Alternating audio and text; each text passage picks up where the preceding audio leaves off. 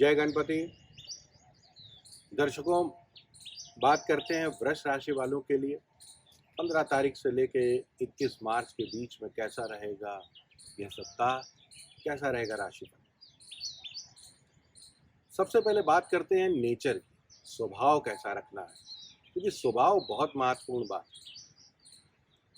स्वभाव में आपको बहुत प्रोफेशनल रहना है और निरंतर मैं आपको क्रोध को लेकर बार बार अलर्ट कर रहा हूँ। क्रोध नहीं, इरिटेशन नहीं, छोटी छोटी बातों को लेकर झुंझलाना नहीं, शांत रहिए। नहीं मन मुताबिक काम हो रहा है, शांत बैठ जाइए। बहुत कूल रहते हुए आपको काम करना है। इसके अतिरिक्त प्रोफेशनल, अब आपको सोचना है कि कैसे पैसा कमाना है, क्योंकि ये देखना पड़ेगा कि आपके जो इथिक्स हैं और आपका जो धन कमाने का जो तरीका है, क्या वो आपस में ही टकरा रहे हैं। तो थोड़ा सा ये देखिएगा कि प्रोफेशनलिज्म को मेंटेन रखना होगा, नहीं तो धन की कमी अगर आप बहुत महसूस कर रहे हैं तो यह आपके लिए अवसाद का कारण बन सकती है। इस सप्ताह प्लानिंग करनी है, खूब चीज़ों को प्लान करिए, दिमाग लगाना होगा कि कैसे काम करें। चलिए बात करते हैं कैरियर की। जॉब में जो लोग हैं उनको प्रोफेशनली काफ़ी लाभ होगा, यानी उनका फोकस अपने लाभ पर होगा। जो भी उनके टारगेट हैं उसको वो अचीव करेंगे। ख़ास तौर से जो मार्केटिंग में है, सेल्स में है, जिनको इंसेंटिव मिलता है, एजेंट्स हैं, आप मन लगाकर काम करिए, खूब दौड़िए। आपको निश्चित रूप से आपको अच्छे क्लाइंट मिलेंगे, आपका लक्ष्य पूरा होगा और अप्रिशिएट भी किए जाएंगे। आपके बॉस आपसे खुश रहेंगे। एक बात ध्यान रखनी है कि कोई भी ऐसा काम मत करिएगा कि अचानक आप बॉस को जवाब दे दें।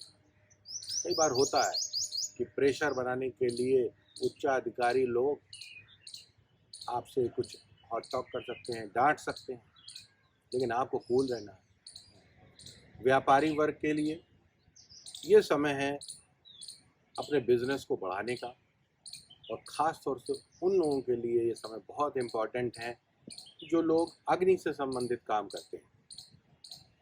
कोई इलेक्ट्रिक सामान बेचते हैं, जो लोग ज्वलनशील पदार्थ बेचते हैं, उनके लिए समय काफ़ी महत्वपूर्ण है।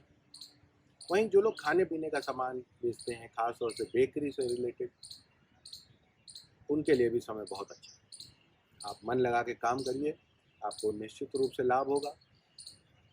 बहुत ज़्यादा उत्सुकता, बहुत ज़्यादा जोश इस समय घातक हो सकता है, इसलिए बहुत कूल रहिएगा।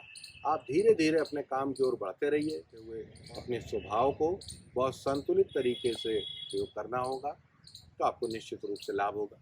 विद्यार्थी वर्ग के लिए सबसे महत्वपूर्ण चीज़ है कि बहुत कूल रहना है। कूल रहने का अर्थ ये है कि हफ्ते के शुरू के 2-3 दिन पढ़ाई में मन नहीं लगेगा। आप बुक सामने खोल के बैठे हैं, दिमाग कहीं और, तो थोड़ा सा आपको अपने को एकाग्र करना होगा।